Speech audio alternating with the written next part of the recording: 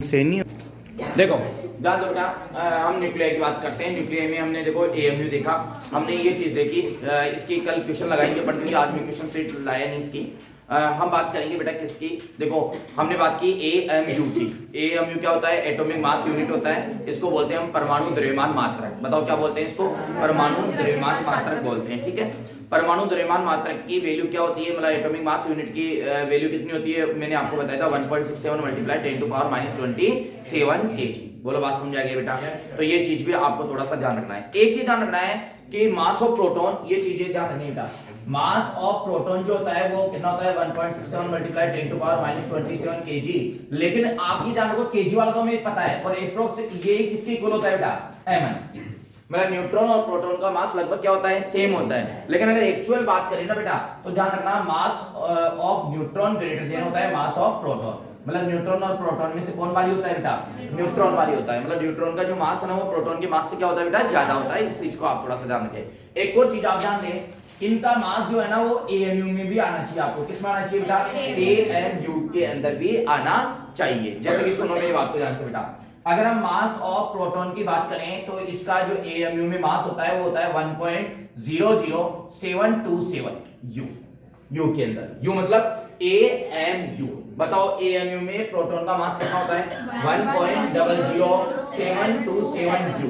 और mass of neutron जो होता है ना बेटा वो होता है 1.00866 यू। बोलो कितना होता है बेटा? 1.00866 यू। आप देखो यहां तक तो क्या है? सेम ही है।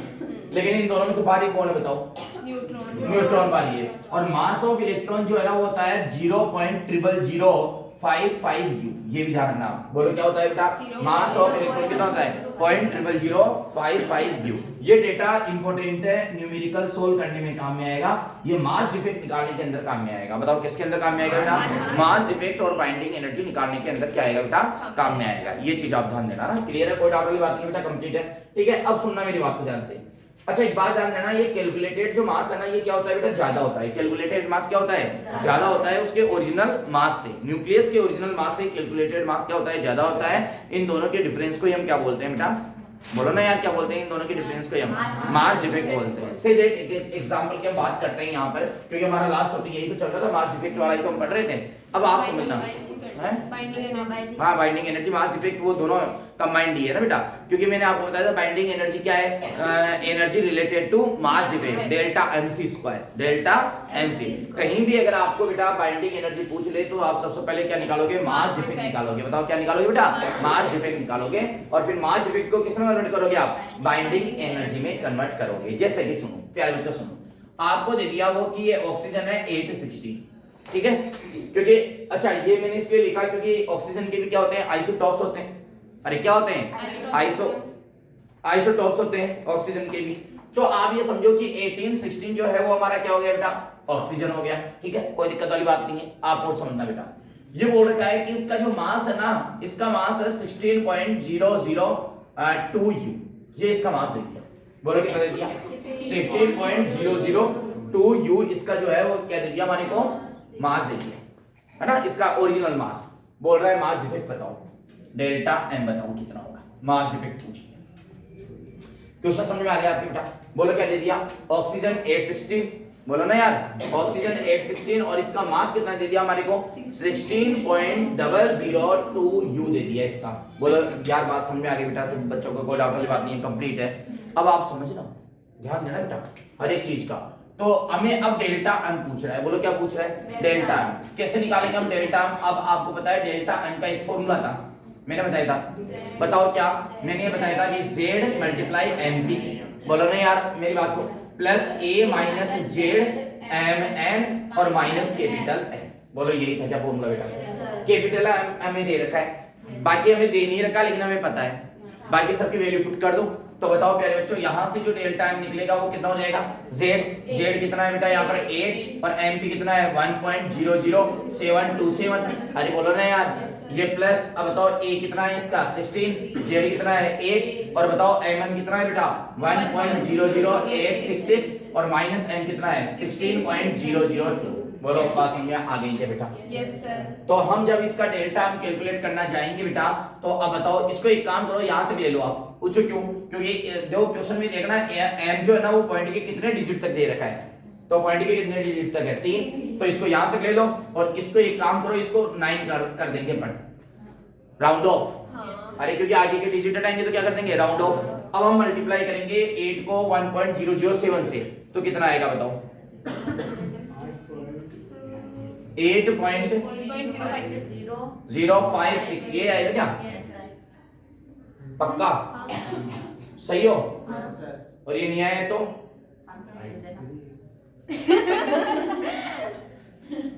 क्या आएगा?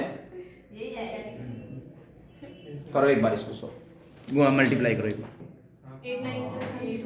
तो प्लस यहाँ कितना आ जाएगा? ये 8 हो गया तो 8.072 आ जाएगा क्या, है ना, और माइनस 16.002।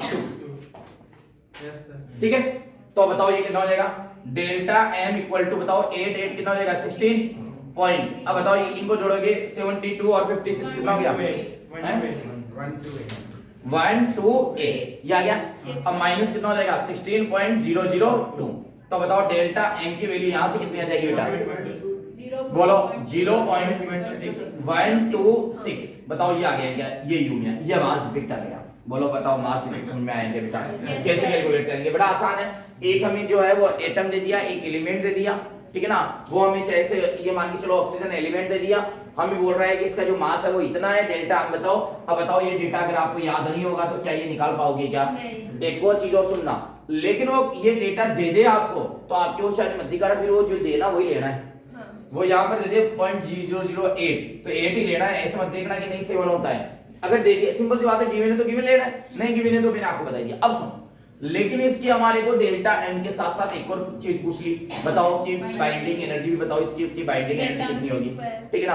अब बाइंडिंग एनर्जी निकालने के लिए हम क्या करते हैं बेटा? Binding energy will be equal to, बोलो क्या हो जाएगा बेटा? Delta M C square. बोलो क्या हो जाएगा?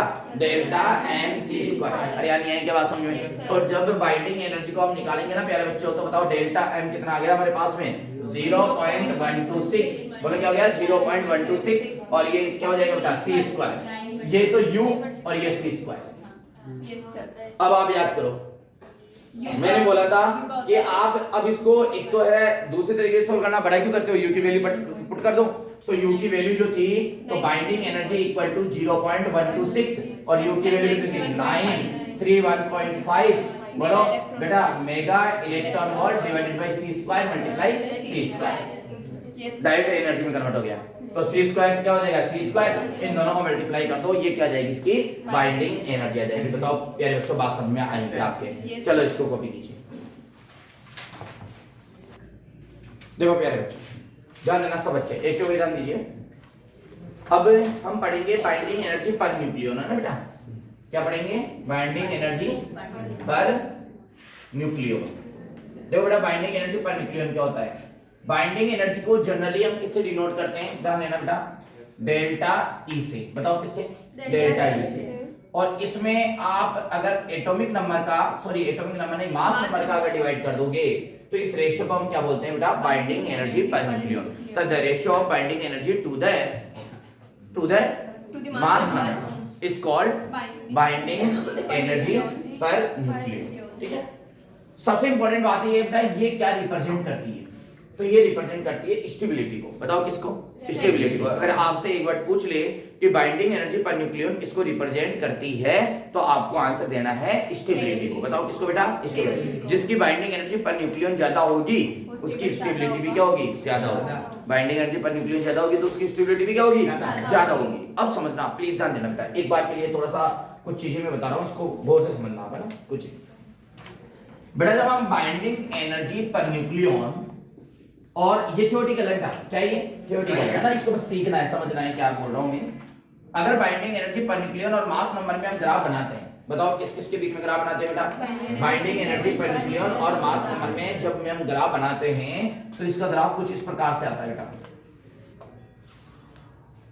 कुछ ऐसा आता है इसका। बाइंडिंग एनर्जी पर न्यूक्लियन और अगर हम मास नंबर में जब ग्राफ बनाने जाते हैं तो इसका ग्राफ कुछ ऐसा आता है। जो प्रैक्टिकल ग्राफ है इस पे हम ज्यादा डिस्कस नहीं करेंगे कैसे बना क्या नहीं है, लेकिन इसके क्या कंक्लूजन निकलते हैं, ये ग्राफ क्या इंडिकेट करता है, उन सब चीजों को हमें पढ़ना है। ठीक है, सबसे पहली बात ये है कि अगर एक लाइन हम लिखना चाहें कि मास नंबर बढ़ने पर, बोलो क्या बेटा, मास नंबर बढ़ने पर बाइंडिंग एनर्जी पर न्यूक्लियन क्या हो रही है, इंक्रीज हो रही है, फिर मैक्सिमम आ रही है ये यहाँ पर, और फिर उसके बाद में क्या हो रही है, डिक्रीज हो रही है। ठीक है, ये एलिमेंट है बेटा, ये क्या है, एलिमेंट। जैसे मान लो ये हाइड्रोजन हो गया, यहाँ पर होता है बेटा आयरन, क्या होता है बेटा यहाँ पे, आयरन होता है। ठीक है, इधर मान लो कहीं हो गया यूरेनियम, ठीक है ना, ये यूरेनियम हो गया 238।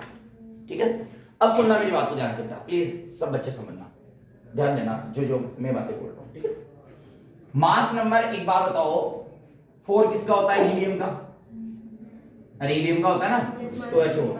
हीलियम के बाद में 8 किसका होता है मास नंबर, ऑक्सीजन का। किसने बोला, बस बोल दिया, अरे एटॉमिक नंबर होता है, एटॉमिक नंबर होता है। 8 मास नंबर किसका होता है, अरे बोलो रे,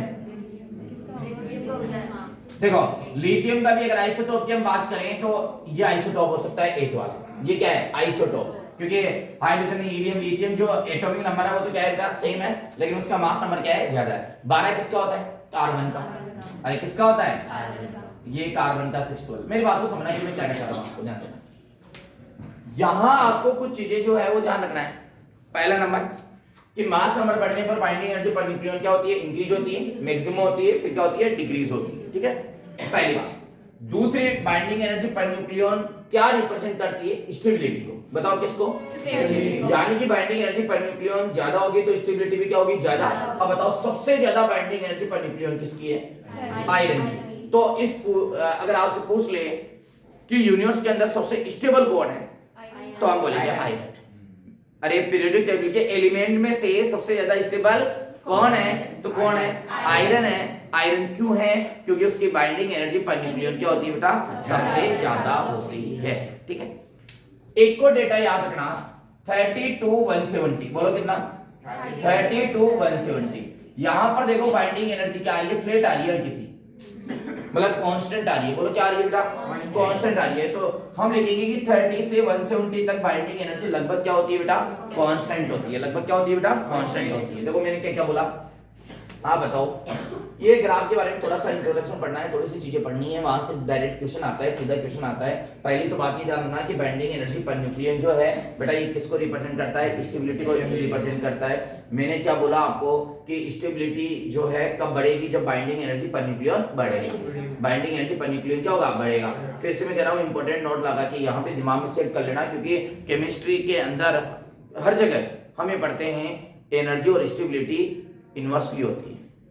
क्या होती है, इनवर्सली। एनर्जी बढ़ेगी तो स्टेबिलिटी क्या होगी, घटेगी। लेकिन यहाँ बाइंडिंग एनर्जी अलग प्रकार की एनर्जी, ये मैंने आपको बताया था, आप याद करो, स्प्लिट करने के लिए या उसको बनाने के लिए जितनी एनर्जी चाहिए, मतलब वैसे बाइंडिंग एनर्जी को हम बात करें तो ये उनको जोड़े रखती है, किनको, न्यूक्लियॉन्स को।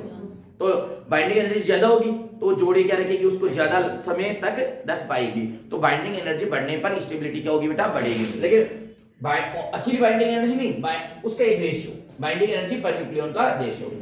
अब आप ये कह सकते हो कि 30 से कम जो पार्टिकल है उनकी बाइंडिंग एनर्जी पर न्यूक्लियन क्या है, कम है, और 170 से जिनका मास नंबर ज्यादा है उनका भी बाइंडिंग एनर्जी पर न्यूक्लियन क्या है बेटा, कम है। तो इस आधार पर दो प्रकार से होता है, क्योंकि हर एटम, हर न्यूक्लियाई क्या चाहेगा, स्टेबिलिटी को गेन करना चाहेगा। हर न्यूक्लियाई क्या चाहेगा, स्टेबिलिटी को गेन करना चाहेगा। तो ये है हेवी न्यूक्लियाई और इधर है लाइट न्यूक्लियाई। अरे इनको क्या बोलेंगे हम, हेवी न्यूक्लियाई, और इनको क्या बोलेंगे, लाइट न्यूक्लियाई। बोलो ना यार। yes, अब मेरी बात को और समझो बेटा। अब होता क्या है यहाँ पर कि ये जो हेवी न्यूक्लियाई है ना, ये क्या चाहेगा कि स्टेबिलिटी को गेन करना चाहेगा। तो ये ऑटोमेटिकली क्या होंगे बेटा, ये टूटेंगे। ये क्या होंगे, टूटेंगे, ब्रेक होंगे। अब बताओ टूटेंगे तो टूटने से क्या फायदा होगा इनको, यहां पर होगा फ्यूजन। अब बताओ टूटेंगे तो क्या फायदा होगा इनको, टूटते ही सपोज करो 238 टूटा, 200 यूरेनियम टूट गया भाई साहब, क्या टूट गया, यूरेनियम टूट गया, और इससे एक क्रिप्टॉन इन्होंने बना लिया, एक और एलिमेंट बना लिया मान लो, ठीक है ना। यानी ऐसे समझ लो कि 238 यूरेनियम है, वो एक तो 100 में टूट गया और एक 138 में टूट गया। अब बताओ यूरेनियम के कितने पार्ट हो गए, 2। बोलो ना यार। अब 100 138 जो रेंज है ना, वो क्या 30 से 170 के बीच में आ गई क्या। अरे यार देखो ना, यूरेनियम कितना था, 238, तो इसकी बाइंडिंग एनर्जी पर न्यूक्लियन क्या है, कम है। अरे कम है ना। अब 238 टूटा, 238 टूट के किसमें आ गया, 100 और 138, यानी कि ये समझो हमारे पास में दो न्यूक्लियाई मिल गए, एक तो 100 वाला और एक 138। अब बताओ 100 वाला 138 वाला क्या इस बीच में आ गया क्या? इस बीच में आते बताओ इनकी बाइंडिंग एनर्जी क्या हो गई, बढ़ गई क्या? अब बताओ ज्यादा स्टेबल ये है या ये दोनों है? तो ये दोनों ज्यादा स्टेबल है, तो ये स्टेबिलिटी को गेन करने के लिए इन दोनों में क्या हो जाएगा, टूट जाएगा। तो आपसे पूछ ले न्यूक्लियाई टूटता क्यों है? स्टेबिलिटी को गेन करने के लिए। टूटने से उनकी बाइंडिंग एनर्जी पर न्यूक्लियन क्या हो जाएगी, कम होगी, और कम होगी तो उस रेंज में आ जाएगा जहां पे स्टेबिलिटी मिल जाएगी। बोलो बात समझ में आ गई क्या बेटा? तो आपसे पूछ ले कि फ्यूजन क्यों होता है? To gain stability. तो पहले तो फ्यूजन क्या है? The process of splitting of A heavy nuclei into two और मोर देन टू न्यूक्लियाई। बोलो यस और नो? क्या मेरी बात समझ आ गई क्या? अब आ जाओ इधर। अब एक वहां तो स्टेबल तो ये भी नहीं, तो ये क्या चाहते हैं? ये जुड़ना चाहते हैं। ये क्या चाहते हैं? जुड़ना। अगर जैसे कि मान लो सपोज देख प्यारे बच्चों, एक 15 का है और एक 20 का है। अरे बोलो ना यार। अब बताओ ये दोनों जुड़ जाए तो क्या हो जाएगा? 35 का। बताओ 35 का इस रेंज में आ जाएगा। बोलो ना यार। तो न्यूक्लियाई में दो प्रोसेस होती है, एक तो जुड़ने की और एक टूटने की। एक होता है फ्यूजन, एक होता है फीजन। फ्यूजन क्यों होता है? स्टेबिलिटी को गेन करने के लिए। फ्यूजन क्यों होता है? स्टेबिलिटी को गेन करने के लिए। दोनों ही क्यों होते हैं? स्टेबिलिटी को गेन करने के लिए। जुड़ेगा तो भी बाइंडिंग एनर्जी पर न्यूक्लियन बढ़ेगी, क्योंकि बाइंडिंग एनर्जी पर न्यूक्लियन कहां है? बीच में है ज्यादा। इधर कम है, इधर कम है। ये जुड़ने से बढ़ जाएगी, ये टूटने से कम बढ़ जाएगी। अरे टूटने से बाइंडिंग एनर्जी बढ़ रही है ना? हाँ बोलो ना यार। तो आपको क्या ये समझ में आ गया क्या? क्योंकि इसके बाद जस्ट टॉपिक हम पढ़ेंगे फ्यूजन और फिजन। तो फ्यूजन और फिजन क्यों होता है? क्योंकि बाइंडिंग एनर्जी पर न्यूक्लियन को इंक्रीज हो जाए और वहां पे क्या हो जाए? इंक्रीज होते हैं उसकी स्टेबिलिटी बढ़ जाए। कॉन्क्लूजन क्या निकला? ये भी मैं लिखा दूंगा।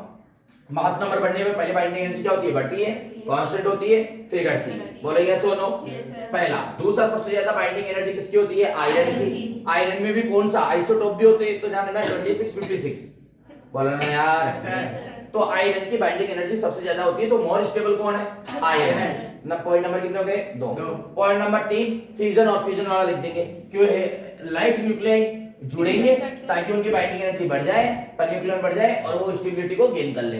ये क्या होंगे? टूटेंगे ताकि बाइंडिंग एनर्जी पर न्यूक्लियन बढ़ जाए और स्टेबिलिटी को क्या कर ले? गेन कर ले। बोला ना यार? यस और नो? वेरी गुड, शाबाश। तो एक और पॉइंट यहां पे लिखेंगे कि जो 4 का मल्टीपल है ना, जिनका मास नंबर, उनकी बाइंडिंग एनर्जी पड़ोसी न्यूक्लियाई से ज्यादा होती है। उनकी बाइंडिंग एनर्जी पड़ोसी न्यूक्लियाई से क्या होती है? ज्यादा। यानी कि 4 के मल्टीपल वाला है ना, पड़ोस वाले से ज्यादा क्या है? स्टेबल है। 4 के मल्टीपल वाला। आप एक बार देखो यहाँ पे, इसका मास नंबर कितना है? 4। इसका कितना है? 8। इसका कितना है? 12। अब आप यहाँ देखो, ये हीलियम है। अब बताओ इसकी बाइंडिंग एनर्जी इससे क्या है? ज्यादा है। बताओ इसकी क्या होगी? कम। अब इन दोनों में कंपेयर करोगे तो ज्यादा स्टेबल कौन है? इन दोनों में ये वाला। बोलो यस और नो? जबकि मास नंबर बढ़ रहा है। मास नंबर बढ़ रहा है तो स्टेबिलिटी क्या होगी? देखो नेचर तो ग्राफ ऐसे जा रहा है ना? बोलो ना यार। देखो इस प्रकार से नीचे जा रहा है, यानी कि मास नंबर बढ़ रहा है तो इनकी स्टेबिलिटी क्या होनी चाहिए? बढ़नी चाहिए। स्टेबिलिटी क्या होनी चाहिए? बढ़नी। लेकिन यहाँ देखो, यहाँ स्टेबिलिटी क्या हो गई? घट गई। यानी कि घटी नहीं, ये ऑलरेडी ज्यादा हो गई। किनकी? 4 के मल्टीपल। तो 4 का मल्टीपल वाला कोई सा भी न्यूक्लियाई हो, बोलो ना यार, क्या बोला मैंने? 4 के मल्टीपल वाला कोई सा भी न्यूक्लियाई हो, वो अपने पड़ोसी से क्या होता है? ज्यादा होता है। अभी आयरन में देख लो, मैंने आइसोटोप का क्यों बोला था? कारण ये था 56 में 4 से डिवाइड हो रहा है, देख लो आप। लेकिन दूसरे आइसोटोप में 4 से डिवाइड नहीं हो रहा। अब हमें बोलते हैं आयरन के दो आइसोटोप है, एक 57 56 है और एक क्या है? 57। अब बताओ 57 56 के जस्ट पास में तो है। अरे यार 57 56 के जस्ट पास, लेकिन 56 वाला मोर स्टेबल है। क्यों? क्योंकि उसका क्या है? 4 का मल्टीपल है। बोलो बात समझ आ गई क्या? तो इसके कंक्लूजन पूरी समझ में आ गई क्या? तो एक बार इसके बहुत सारी चीजें थ्योरी में अपन लिख लेते हैं ना बेटा, ये चीजें क्लियर हो जाएगी। कार्बन